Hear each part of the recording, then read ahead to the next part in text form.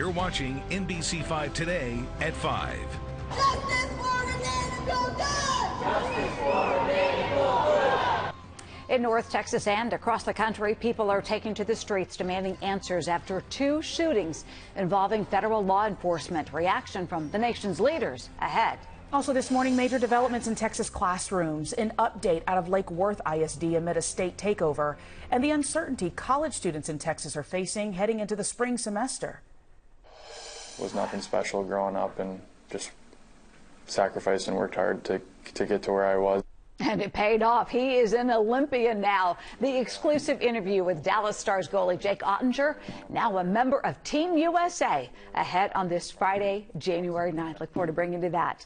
Good morning, everyone, and thank you for starting your Friday right here with NBC5. It's 5 o'clock. I'm Deborah Ferguson. And I'm Laura Harris. Let's check in with meteorologist Grant Johnson. Grant, the smiles are a little bigger this morning because it's Friday. Yes, happy Friday, Laura and Deborah. We've got a weather change coming this weekend.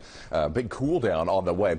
Speaking of which, it is kind of chilly this morning as we look at our Fort Worth camera. We're 51 at DFW Airport, but notice the 40s on the Fort Worth side, also up to Denton, even a 39 out to the northwest in Jacksboro. Meanwhile, you guys are still in the 60s off to the east and southeast, Palestine at 61. So there's a frontal boundary here, and this boundary could initiate some strong storms later this afternoon. That'll be well to the east and southeast of Dallas-Fort Worth, though. So chilly to start your Friday, then mild with sunshine, a high of 68 is expected. And here's where that storm chance is showing up later today. Take note, from Canton to Athens down toward Palestine, you guys have a pretty good chance for afternoon storms. Some of those could be quite strong. I'll be back. We'll talk about that. We'll also talk about a weekend cool down. No more 70s and 80s, 50s for the weekend. That's ahead. Let's get over to Samantha and check on our Friday morning traffic. And at 5:02, we've been watching some overnight road work. It's for the most part cleared in Tarrant County, and it's also been cleared in Denton County. We had some road work overnight on 35E right near Business 121. Here's our camera there. You can see the road work is gone and traffic is moving smoothly. As we take a look at the big picture, everything else looking good so far as well. Laura? All right, Samantha, thank you. We are trying to get more information this morning about what led up to a deadly shooting overnight in Fort Worth. This happened on David Drive, not far from Springdale Park, just before midnight. Our crew that was on scene there saw a white car that had a lot of bullets in it. We're told at least one person died at that scene. We're waiting for police to get some more information. Coast-to-coast protests erupting following the deadly shooting with ICE agents in Minneapolis. And then just a day later, another shooting with federal law enforcement in Portland left 2 people injured.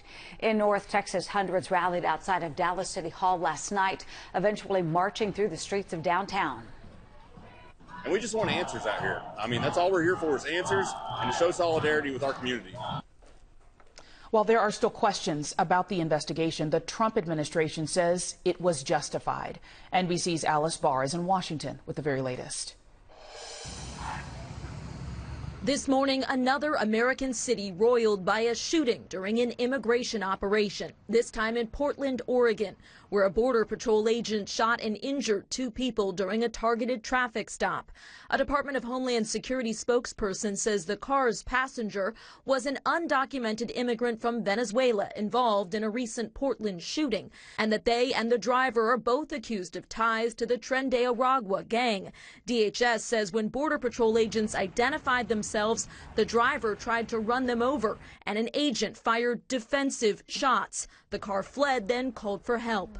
Our officers responded. We found a male and a female with apparent gunshot wounds. The patients were transported to local hospital, and their conditions at this time are unknown. We're calling on ICE to halt all operations in Portland until a full and independent investigation can take place. That amid growing protests nationwide over the fatal shooting of 37-year-old Renee Good by an ICE officer in Minneapolis. Investigators say Good, a U.S. citizen and mother of 3, was blocking the road with her car. Video shows officers approach, one stepping in front of the vehicle, and when the driver pulls forward and turns right, an officer fires multiple rounds, killing her. Vice President J.D. Vance defending the officer's actions. You have a woman who was trying to obstruct a legitimate law enforcement operation. I can believe that her death is a tragedy, while also recognizing that it's a tragedy of her own making. State and local officials sharply refute the administration's narrative and are outraged that state law enforcement was shut out of the FBI's investigation. In Washington, Alice Barr, NBC News. In other news this Friday morning, testimony resumes today in the trial of a former Uvalde school officer. He's accused of not doing enough to protect students during the deadly shooting at Robb Elementary School in 2022. NBC 5's Alana Quillen is here with us with what jurors heard on Thursday and what's next. Alana. Good morning. Teachers who survived the mass shooting shared heartbreaking details of what they saw, what they heard, and what they did to keep their students alive. On Thursday, jurors listened to more 911 calls and accounts from those educators. Fourth grade teacher Lynn Deming described hearing gunfire as she and her students hid inside their classroom. Another teacher, Amy Marin, told jurors that she witnessed the gunman's truck crash outside and made the first 911 call, alerting dispatchers that someone had emerged with a gun. Both educators grew emotional on the stand. I crawled over to the kids and I just started asking them, are y'all okay? Are y'all okay? My ears were kind of ringing because of the shots that went through the window. And one of my students said, "You were shot." The feeling of that type of fear is something that only someone can understand who's been through a mass shooting. You won't understand it if you haven't experienced it, and I don't wish it on anybody. Now, earlier in the day, Judge Sid Harrell also ordered jurors to disregard all testimony from another teacher after she shared new details that the defense claimed was never revealed in pretrial evidence submissions. Now, the judge agreed with the defense that her account could unfairly prejudice the jury, but shared words directly to that teacher. I want to emphasize to you, you did absolutely nothing wrong. It is not on you. And I want to tell you just from personal experience, memories of traumatic events change, are different, or you recall more or less. We appreciate your bravery that day, and we appreciate your testimony and being brave enough to come in here, and you are excused with our thanks. Now, more witnesses are expected today to take the stand as this two-week trial continues. Adrian Gonzalez faces 29 counts of child abandonment or endangerment and has pleaded not guilty. Back to you. All right, thank you. 5:07 now. A former superintendent will oversee the state takeover of the Lake Worth ISD. The Texas Education Agency announced Andrew Kim will lead the effort to turn around underperforming schools. Kim is a two-time superintendent who now serves as a co-conservator for the Socorro ISD in El Paso. The district will host a community meeting next Wednesday, January 14th, at the Lake Worth High School auditorium. College students return to class next week amid major change as Texas universities work to comply with controversial new state laws affecting curriculum. According to the Texas Tribune and the New York Times, Texas A&M canceled several courses while others have been revised to remove or limit discussion of race and gender. A professor at A&M told us long-held strategies and topics are being pushed aside. Many teachers and students still don't know what classes will be available next week. There seems to be confusion across this entire campus, and there are faculty members we have to teach Monday who has not been told whether or not they're going to be able to teach their class. Texas Tech will prioritize courses that prepare students for jobs after college. The chancellor told NBC5 students interested in gender studies should look elsewhere. In our top stories this morning, we are following new developments in Ukraine. Russia attacked targets in Kiev earlier today, killing 4 people and hurting at least 19 others. The attack started just before midnight local time. Authorities say that 2 apartment buildings and critical infrastructure were struck, leading to water supply disruptions. Back here in the United States, eyes are on the gas pump as the national average price for a gallon drops to $2.81. It's the lowest national average in nearly 5 years. The price at pumps in North Texas is about $2.50 a gallon. While drivers benefit when the price of a barrel of oil drops, it could hurt oil producers because they need to break even to be profitable. That $75 to $85 oil price is the best sweet spot that we can be in. The economy is still thriving.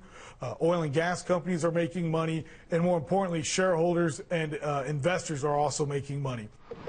Experts say to expect gas prices to stay under $2.50 for the first quarter, and it's possible they'll be under the $3 mark for the year. Now to a live look at our nation's capital this morning. Legislation to revive the expired Affordable Care Act funds for 3 years is headed to the Senate after passing in the House. Republican leaders in the Senate say that the bill is dead on arrival. Insurance premiums were expected to double for enrollees this month unless the funding for those subsidies was restored. Meantime, California's Attorney General has announced a new multi-state lawsuit challenging the Trump administration's decision to freeze more than $10 billion in child care and family assistance programs in Democratic-led states. The administration says it's because of, quote, serious concerns about widespread fraud in those state-administered programs. That includes California, New York, Illinois, Minnesota, and Colorado. 10 past 5, developing this morning, the National Football League says it is looking into allegations of domestic violence made by the ex-girlfriend of North Texas native and Kansas City Chiefs wide receiver Rashee Rice. Dakota Nicole Jones did not mention Rice by name in a series of social media posts that included pictures of bruising and property damage. She noted, though, the man responsible is the father of her 2 children. The Chiefs say they are aware and in communication with the league. The NFL says the matter is being reviewed under its personal conduct policy. Rice's agent and attorney did not immediately respond to a request for comment by NBC News. This weekend will be a group effort to raise awareness as January is Human Trafficking Awareness Month. It's an especially important movement here in Texas, ranked second in the country for the most human trafficking. That number includes an estimated 400 teens trafficked every night in North Texas. Sunday is Wear Blue Day. These are pictures from previous events showing how all of us can do our part to fight against it. The North Texas cluster of the Links Incorporated, in partnership with nonprofit New Friends New Life, have enlisted the help of 18 partner churches across Texas and Oklahoma to help. Those participating will also use the hashtag #WearBlue campaign on social media in hopes to reach even more people in their push. This is also a movement promoted by the U.S. Department of Homeland Security, and in previous years, the Dallas skyline has turned blue in support. Organizers of Wear Blue Day also say it is important to know there is help available for those who need it. That number is 1-888-373-7888, or the word HELP can be texted to 273733. Still to come on this Friday morning, the response from the Dallas police chief after being blamed by the governor for AT&T's decision to move to Plano. And it's been nearly a year since the mid-air collision over the Potomac River that killed members of the figure skating community. The special tribute for those who lost their lives.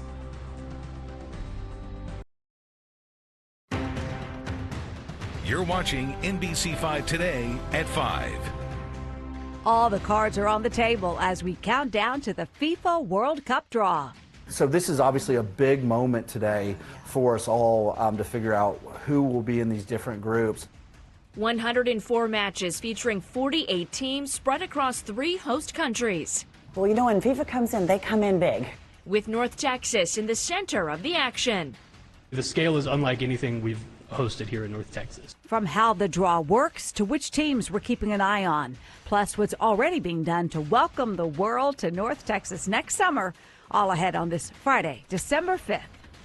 And with that, good morning, everyone, and thank you so much for starting your day right here with NBC5. I'm Deborah Ferguson. And I'm Alana Quillen, filling in for Laura Harris this morning. Exciting day ahead of us. I can't wait to see who will play in North Texas next year.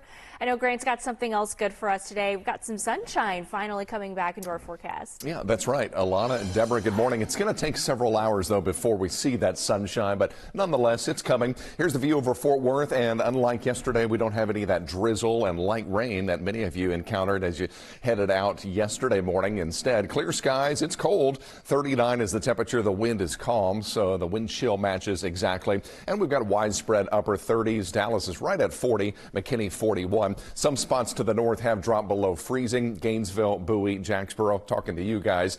We see the cloud cover still hanging on. The rain, though, is out of here. Still a few showers in far south Texas, and these clouds will stick around for several hours, probably until midday, but then we'll see some sunshine. Still chilly at noon, then 53 for today's high. Not bad. We'll look at the weekend coming up. Deborah, Alana? Okay, thank you, Grant. We are months away from actual FIFA World Cup action in North Texas, 188 days, but this morning is a major step in the countdown. Today is the World Cup draw day, the day we'll find out which teams will play in North Texas. Yes, this is really exciting. The official watch party for the ceremony is happening at Billy Bob's Texas in the Fort Worth Stockyards, and that is where we find our Larry Collins live this morning, having a little fun out there. Good morning, Larry. Good morning. Yes, can you believe the excitement already really gearing up here at Billy Bob's? As you can see, they are putting the finishing touches on what's going to be a big day. I think they're putting up a little soccer net over there because there's going to be a lot to celebrate very soon. Some of those missing puzzle pieces about who is going to play where will start getting filled in. I want to walk you through exactly what World Cup Draw Day is all about. North Texas, the time has come to find out who will play who. Here's how it works. Today, Washington, D.C.'s Kennedy Center will host the much-anticipated World Cup draw. 48 countries will compete for the coveted trophy, up from the usual 32. 16 cities across 3 countries will host a total of 104 games. That's 40 more games than last World Cup. And because there are more teams this time, the draw rules are slightly different than before. Let's break it down. The 48 teams will be split into 4 separate pots containing 12 teams. Then FIFA will draw 1 team from each pot. Pot 1 will have the host nations, the USA, Canada, and Mexico, plus the 9 highest-ranked qualified nations. Pot 2 will include the next 12 highest-ranking qualifying teams. Pot 3 will have the following 12 highest-ranked teams. And Pot 4 takes the remaining 12 teams and 6 teams that will be determined later. So why all these rules? Well, FIFA wants to make sure that the strongest teams are actually spread out. More drama, more entertainment, more bang for your buck when the games begin. More bang for your buck indeed. It's all about getting the bang for the buck, all the excitement, all the drama, and it really starts in earnest today. The doors here open at 10 a.m. There's a $10 cover charge to get in to enjoy all of this, and then the draw itself is at 11. And then from there, the excitement and the hype just gets higher and higher and higher until June. Live in Fort Worth, Larry Collins, NBC5. Love to see the soccer ball. Thanks so much, Larry. Taking a live look now at Toyota Stadium, home to FC Dallas, where the team is hosting its own watch party later this morning. That free event also starts at 11 o'clock, and it will feature a raffle for 2 tickets to all 5 group stage matches happening this summer. Now, the final draw show at Kennedy Center in Washington, D.C. will be hosted by Heidi Klum and Kevin Hart. There will also be live performances from Andrea Bocelli, Nicole Scherzinger, and Robbie Williams. Tomorrow will be another big day. Tomorrow morning, specific pairings and kickoff times will be announced for some of the matches at AT&T Stadium in Arlington. That'll happen during a live broadcast at 11 o'clock in the morning from Washington, D.C. If your goal is to go to one of the games, tickets are already on sale. It's a lottery system, meaning getting tickets is not guaranteed. According to our partners at the Dallas Morning News, the safest way to acquire tickets is through the official FIFA website. There are single match tickets, single venue tickets, and team-specific tickets all available.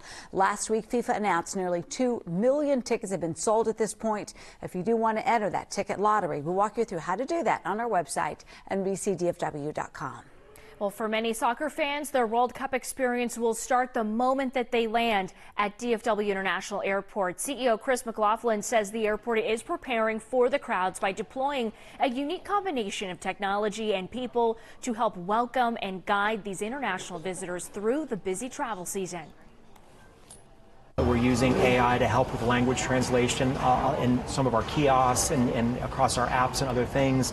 We're bringing volunteers. We do have employees that speak multiple languages. So we're doing everything we can to meet the customers where they are and from where they're coming from so that we can help facilitate their journey through the airport.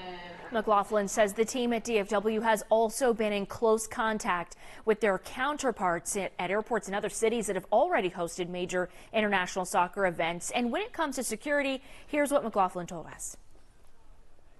There are normal security plans for everybody that come through, and then there are specific plans for teams and dignitaries. And obviously I can't talk about the specifics of those plans, but we've been coordinating with our state, regional, federal partners for literally more than a year on what those plans look like. Now, Now, he says security is top of mind every day at DFW Airport, so anything for the World Cup will be in addition to what's already in place. The Drawing Watch Party in Fort Worth is the first major World Cup event here in North Texas. But what's coming next summer, over 39 days, is unlike North Texas has ever hosted. The security of the teams, the fans, the dignitaries, the global media is huge. Last month, Dallas Emergency Management and police gave an update about security plans. It involves 25 key local public safety partners, plus key state and federal partners as well. There will be 27 venues and event sites that could potentially require public safety coverage. It is a concern of ours with the influx of people and these entertainment districts and how we protect that, but I can guarantee you we'll have a robust plan in place to address pedestrian safety. With that comes security needs, credentialing, cyber considerations, infrastructure planning needs, escort, and dignitary and other VVIP presence. The FBI will also lead a joint operations center for federal, state, and local agencies. Dallas will also host the International Broadcast Center for the FIFA World Cup. The Kay Bailey Hutchison Convention Center will be the hub for all TV, radio, and new media related to the event. Thousands of broadcasters will set up shop between January and August of next year. The Broadcast Center and 9 matches in North Texas is expected to have a $2 billion impact on our economy. Fair Park will host the Volunteer Center. The Food and Fiber Pavilion will be home base for the more than 6,000 people who will volunteer for local matches and events. Volunteer team tryouts in person will happen. Then FIFA will send offer letters starting in January. Fair Park will also be the home of the FIFA Fan Fest. 35,000 visitors are expected to attend the festival each day. It will serve as a place for fans to come together, watch matches, and take in the atmosphere. So much to cover. So remember, NBC5 is your home for all things World Cup. Keep it right here for continuing coverage as we get closer to the games on air, online, and on our app. And then ahead on the Today Show this morning, a preview of the World Cup drawing, which will reveal the full 48-team field and each team's group stage path. U.S. men's national team captain Tom Ream will join Craig Melvin live on the Plaza coming up after us, starting at 7. Now to collegiate sports. The TCU women's soccer team plays Florida State in their first ever appearance in the NCAA College Cup. That's the Final Four of women's soccer. The game in Kansas City kicks off tonight at 5 o'clock. 5:09 now. Tonight is the Dallas Stars annual Hockey Fights Cancer Night. The Stars host the San Jose Sharks at the American Airlines Center. This game raises critical funding for cancer research and also educates and encourages fans to get regular cancer screenings. Doctors say early detection can be a lifesaver. The puck at the AAC drops at 7 o'clock tonight. Coming up, no victory for the Dallas Cowboys after they lost to the Detroit Lions. Our Pat Doney explains how the game fell apart and if their playoff hopes did too. 'Tis the season for some holiday fun. The events happening across North Texas this weekend coming up in our next half hour. It's a cold Friday morning. We're seeing widespread 30s, holding just above freezing in Dallas-Fort Worth, though. It's time for a temperature turnaround, don't you think? As we head into the weekend, we'll talk about it straight ahead. The National Retail Federation estimates 159 million consumers will be out tomorrow for Super Saturday, which is the last Saturday before Christmas. Texas Retail Association's consultant Gary Huddleston tells us state retailers are doing pretty well. I would caution people to use a list and have a budget and watch what they're charging on their credit card, because in January you got to look at the payment and see what's due.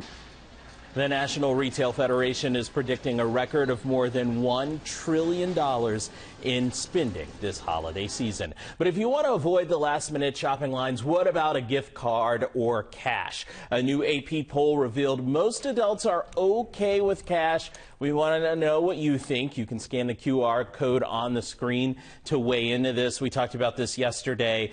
Laura is team cash. Yeah. And so I gave her some cash. Oh, I meant to show the people. This morning. Yeah. Wayne had gotten me a nice gift that I would have accepted because I'm just thankful. I found this yesterday. Then Wayne said, you know what? Here's the cash.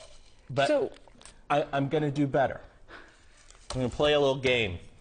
So that $40 I gave you there, I'm going to give you a chance to trade it. Stay right there. I'll be right back. What is happening? I hid this behind the monitor.